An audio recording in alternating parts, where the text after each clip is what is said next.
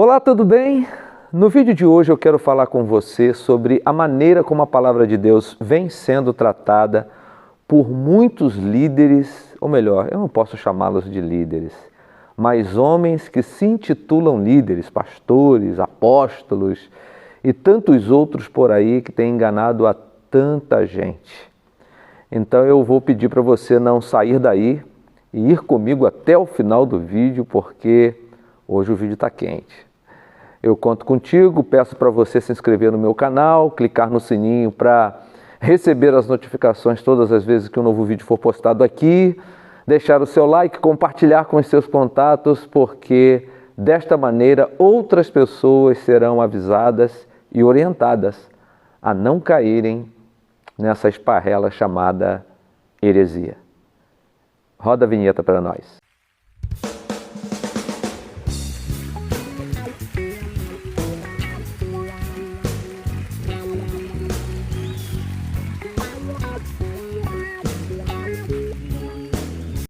É muito triste o que vem acontecendo no contexto da Igreja do Senhor, quando assistimos a homens que se intitulam líderes, não são líderes, e acabam tratando tão mal a palavra do Senhor.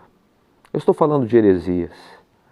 Não é uma máxima dos nossos dias, isso já acontecia no tempo da Igreja, em sua origem, mas temos visto uma intensificação maior quando o tempo do fim se aproxima.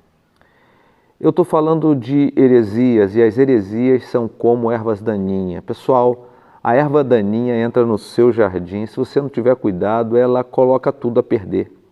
Ela destrói, ela deixa o jardim muito feio, e assim são as heresias.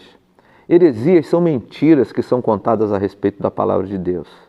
E impressionantemente os heréticos são muito hábeis e eles têm conseguido arrastar uma grande multidão. Pessoas honestas e que infelizmente passaram a acreditar nas mentiras que esses homens contam a respeito de Deus e a respeito da sua palavra.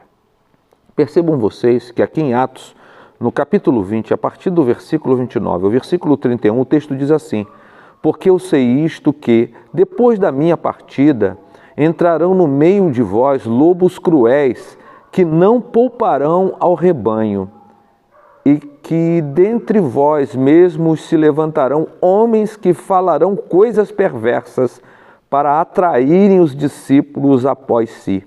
Portanto, vigiai, lembrando-vos de que durante 3 anos não cessei, noite e dia, de admoestar com lágrimas a cada um de vós. Que coisa impressionante! Paulo está se despedindo dos irmãos e ele está dizendo o que iria acontecer depois da sua partida. Havia preocupação no coração dele, mas ele está orientando aqueles irmãos: olha, vocês precisam ficar atentos, prestem atenção e lembrem-se daquilo que eu ensinei a vocês durante 3 anos. Ou seja, façam jus àquilo que vocês ouviram, aprenderam e apreenderam. Combatam esse tipo de ensino. Em Apocalipse, no capítulo 22, aqui do versículos 18 e 19, o texto diz assim: porque eu testifico a todo aquele que ouvir as palavras da profecia deste livro que, se alguém lhes acrescentar alguma coisa, Deus fará vir sobre ele as pragas que estão escritas neste livro. E se alguém tirar quaisquer palavras do livro desta profecia, Deus tirará a sua parte do livro da vida e da cidade santa e das coisas que estão escritas neste livro. Gente, vejam vocês que o Apocalipse está se encerrando com uma palavra de alerta. Impressionantemente, esses homens não temem a palavra, porque continuam a mentir. O próprio Jesus, em Mateus, no capítulo 7, no versículo 5, ele diz algo impressionante. Vejam vocês o que ele traz aqui para os seus ouvintes. Capítulo 7, versículo 15, ele diz assim: acautelai-vos, porém, dos falsos profetas que vêm até vós vestidos como ovelhas, mas interiormente são lobos devoradores. Vejam que a palavra de Deus trata com tanta clareza sobre esse tema das heresias, e são tantos os textos que alertam aos servos de Deus, e que eu fico boquiaberto como tanta gente se deixa enganar por esse tipo de enredamento. E eu sei que existem muitas razões para que isso aconteça, para que esses irmãos caiam nessa esparrela, mas eu quero citar 4 razões, diante de muitas razões. E uma delas, ou a primeira delas, é o afastamento da palavra de Deus. Todos aqueles que se afastam da leitura da palavra, do contato com a palavra, é alguém que pode ser um alvo fácil para os heréticos, porque eles trazem dúvidas e essas dúvidas podem produzir naquele que está longe da palavra de Deus o desejo de saber se de fato é aquilo mesmo. Vejam vocês que o diabo usou a serpente e confundiu a cabeça de Eva. E quando o Senhor ele chama a Josué, esse texto ele é profundo, né? Ele fala com Josué de uma maneira muito forte, quando chama Josué para assumir o lugar de Moisés. Ele diz assim, aqui no capítulo 1,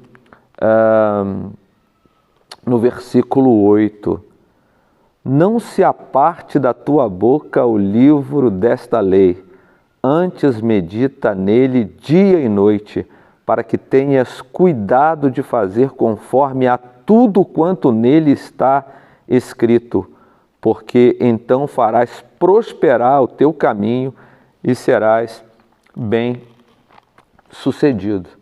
Deus está falando com Josué que ele assumiria uma posição importantíssima e ele precisaria estar com o livro da lei, não apartar aquele livro da sua boca.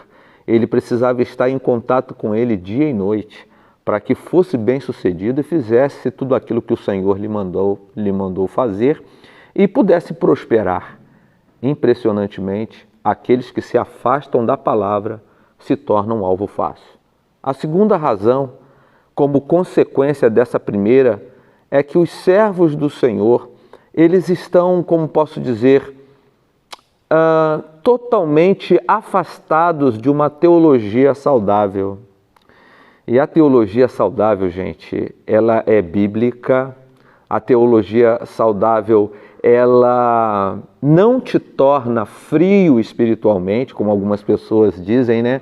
Ah, mas a pregação expositiva, mas aquela pregação, né, que não tem o fogo, né? Não é tão legal, a gente quase que dorme. Isso é mentira, isso não é verdade. A teologia saudável, na verdade, ela não te torna frio espiritualmente, mas ela te livra do fogo estranho. Faz com que você se mantenha na palavra de Deus, conhecendo aquilo que Deus quer e tem para a sua vida. É isso. Algumas pessoas se afastam da teologia saudável e se enveredam por heresias. A terceira razão é que, infelizmente, estes mesmos que se afastam da palavra e da teologia saudável também acabam se afastando da comunhão dos santos. Há um sem número de pessoas que não querem mais congregar, que não querem mais caminhar com outros irmãos. Se vocês avaliarem o discurso dessa gente, o discurso dessas pessoas é cristocêntrico, é vertical, é bíblico, mas a prática é uma prática condenável, porque ela vai contra a palavra de Deus. E percebam vocês que o escritor aos Hebreus, ele é muito claro quando diz aqui no capítulo 10, no versículo 15, capítulo 10, versículo 25, perdão, Ele diz assim: não deixando a nossa congregação, como é costume de alguns, antes admoestando-nos uns aos outros, e tanto mais quanto vedes que vai se aproximando aquele dia. Havia uma preocupação para que aqueles irmãos da dispersão não se dispersassem da comunhão, da entrega uns com os outros, né, ao Senhor, dessa admoestação, de um ajudando o outro na comunhão dos santos. Mas é impressionante como tantas pessoas estão se afastando da comunhão. E como quarta e última razão, eu vejo que a novidade é uma das razões para que um coração se torne uma terra fértil para a produção de heresias. O nosso povo gosta muito de novidade, né? O povo anseia por uma novidade.